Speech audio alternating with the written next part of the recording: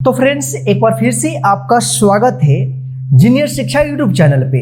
तो फ्रेंड्स, आज के इस क्लास में जो है हम एक बहुत ही बढ़िया हिंदी का स्टोरी लेकर आया हूं, जिसके माध्यम से जो है ना आपको हिंदी पढ़ने और लिखने का प्रैक्टिस कराएंगे। तो चलिए बिना देर किए हुए आज के इस क्लास को हम शुरू करते हैं। क्लास को शुरू करने से पहले आज के इस क्लास को कर दीजिए लाइक, क्योंकि आप जो है ना बाद में भूल जाते हैं। और आप हमारे चैनल पर पहली बार विजिट कर रहे हैं तो नीचे दिए गए लाल बटन को दबाकर चैनल को सब्सक्राइब कर लीजिए और साथ में जो बेल आइकन दिख रहा है ना उसको ऑन कर लीजिए, यानी प्रेस कर लीजिए, ताकि हम जब भी क्लास अपलोड करेंगे तो उसका नोटिफिकेशन डायरेक्ट आप तक पहुंचता रहेगा।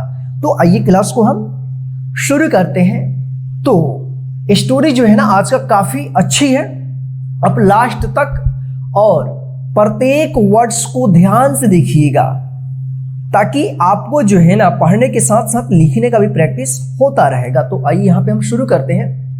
तो स्टोरी का नाम है एक लंबी कहानी। तो आइए यहाँ पे हम शुरू करते हैं।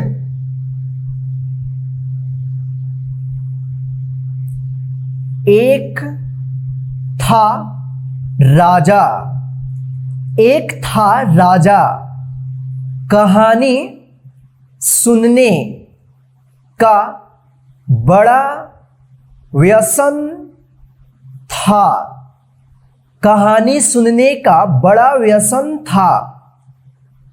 उसने अपने राज्य में घोषणा कर दी कि अगर कोई मुझे इतनी लंबी कहानी सुनाए जिसे सुनते सुनते मैं हार जाऊं, तो उसको मैं आधा राज्य दे दूंगा।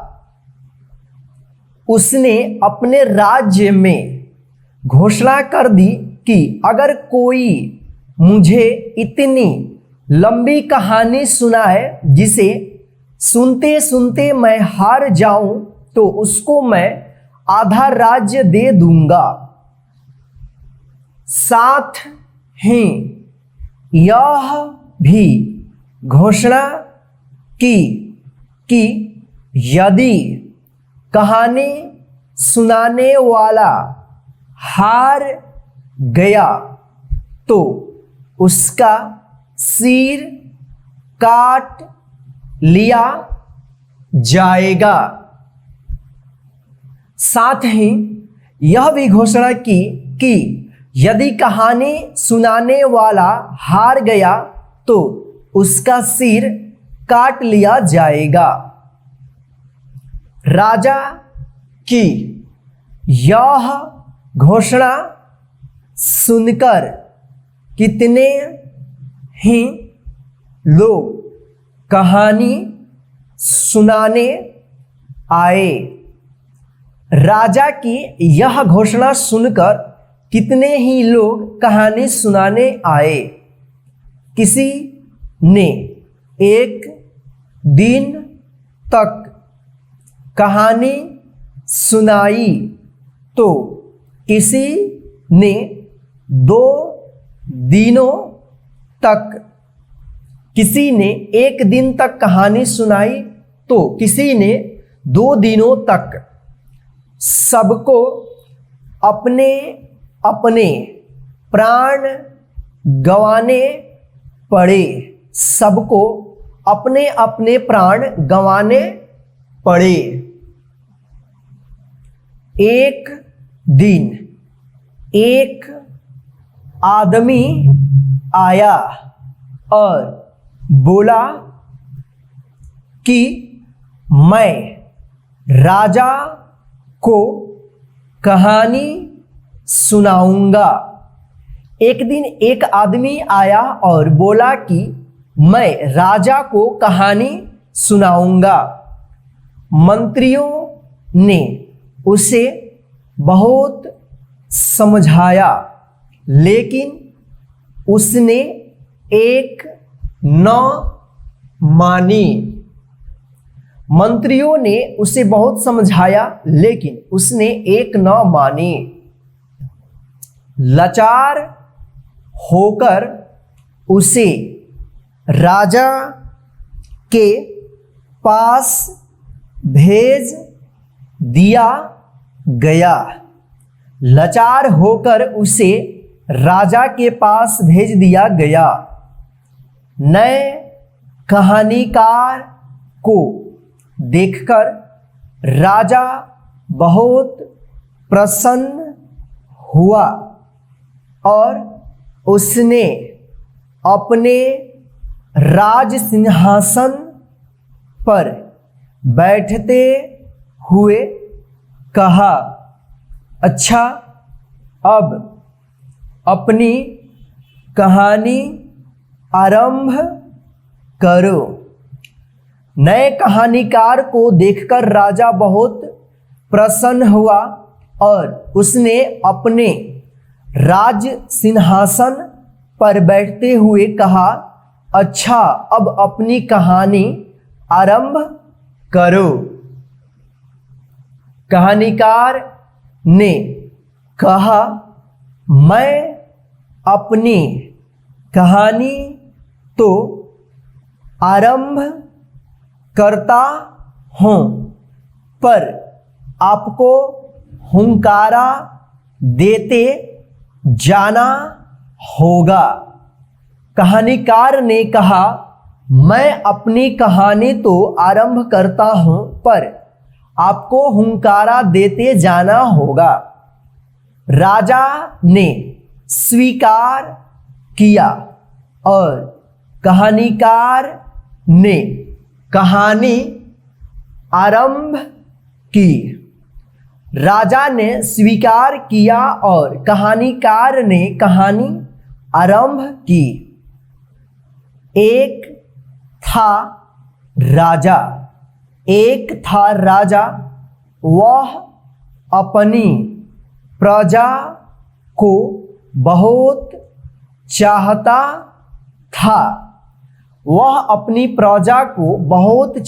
था।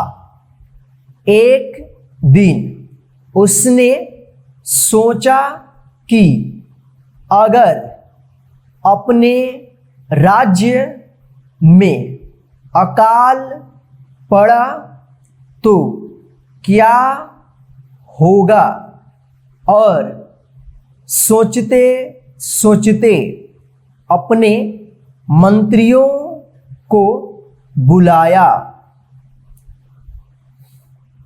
एक दिन उसने सोचा कि अगर अपने राज्य में अकाल पड़ा तो क्या होगा, और सोचते सोचते अपने मंत्रियों को बुलाया। राजा ने आज्ञा दी कि एक बखार अनाज रखने का घर बनाओ जो एक योजन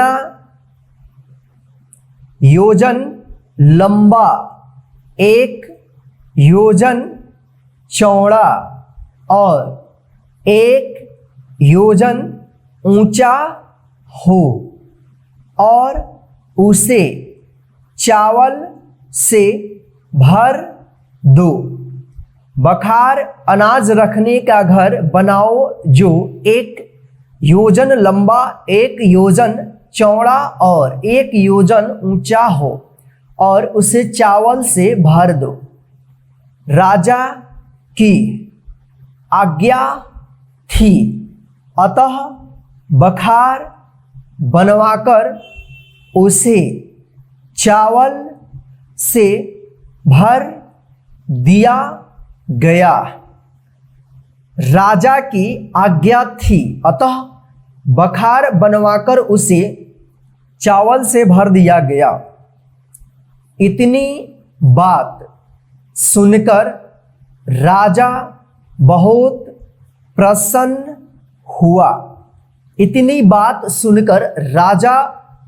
प्रसन्न हुआ। उसने कहा, फिर क्या हुआ? उसने कहा, फिर क्या हुआ?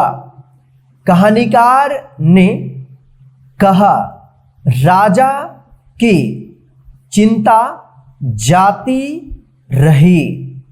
कहानीकार ने कहा, राजा की चिंता जाती रही, लेकिन दुर्भाग्य की बात कि उसमें एक छेद रह गया। लेकिन दुर्भाग्य की बात कि उसमें एक छेद रह गया। वह छेद इतना मोटा था कि उसमें केवल एक चिड़िया समा सकती थी। वह छेद इतना मोटा था कि उसमें केवल एक चिड़िया समा सकती थी। देखते देखते यह खबर दुनिया भर फैल गई और दुनिया भर की चिड़िया वहाँ इकट्ठी हो गई। देखते देखते यह खबर दुनिया भर फैल गई और दुनिया भर की चिड़िया वहाँ इकट्ठा हो गई। राजा ने अत्यंत उत्सुकता से पूछा, फिर क्या हुआ? राजा ने अत्यंत उत्सुकता से पूछा, फिर क्या हुआ?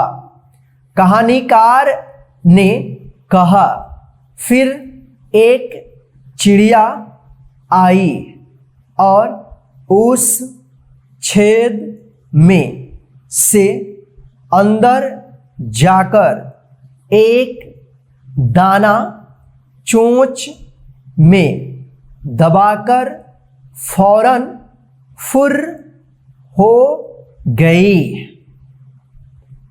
कहानीकार ने कहा, फिर एक चिड़िया आई और उस छेद में से अंदर जाकर एक दाना चोंच में दबाकर फौरन फुर्र हो गई। राजा ने कहा, फिर क्या हुआ? राजा ने कहा, फिर क्या हुआ? कहानीकार ने कहा, फिर एक और चिड़िया अंदर जाकर एक दाना चोंच में लेकर फुर्र हो गई। कहानीकार ने कहा, फिर एक और चिड़िया अंदर जाकर एक दाना चोंच में लेकर फुर्र हो गई। राजा ने खिंचकर कहा, फुर्र फुर्र क्या करते हो? राजा ने खिंचकर कहा, फुर्र फुर्र क्या करते हो? मुझसे बेकार हुंकारा भराते हो। मुझसे बेकार हुंकारा भराते हो।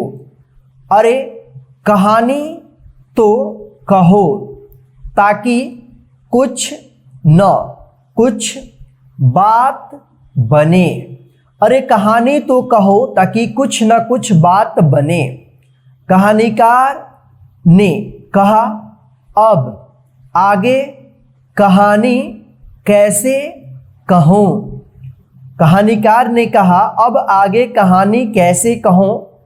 अभी तो राजा का बखार भरा है और दुनिया भर की चिड़िया बाहर खड़ी है। अभी तो राजा का बखार भरा है और दुनिया भर की चिड़िया बाहर खड़ी है। जब तक बखार खाली नहीं हो जाता तब तक कहानी आगे कैसे बढ़ेगी। जब तक बखार खाली नहीं हो जाता तब तक कहानी आगे कैसे बढ़ेगी। राजा सोच में पड़ गया कि यह फुर फुर वाली कहानी उसके जीवन में तो समाप्त होने वाली नहीं है। लगता है अब हार मानकर आधा राज्य इसे देना ही पड़ेगा। राजा सोच में पड़ गया कि यह फुरफुर वाली कहानी उसके जीवन में तो समाप्त होने वाली नहीं है। लगता है अब हार मानकर आधा राज्य इसे देना ही पड़ेगा। तो फ्रेंड्स, आज के इस हिंदी रीडिंग प्रैक्टिस क्लास में बस इतना ही। आज का यह स्टोरी आपको कैसा लगा है हमें कमेंट करके जरूर बताइएगा। और आज के इस क्लास को जो है ना अपने सभी फ्रेंड्स को शेयर कर दीजिए ताकि वे भी घर बैठे आसानी से इस क्लास के माध्यम से हिंदी पढ़ने और लिखने का प्रैक्टिस करते रहे। जय हिंद फ्रेंड्स, फिर मिलते हैं नेक्स्ट हिंदी रीडिंग प्रैक्टिस के क्लास में एक न्यू स्टोरी के साथ।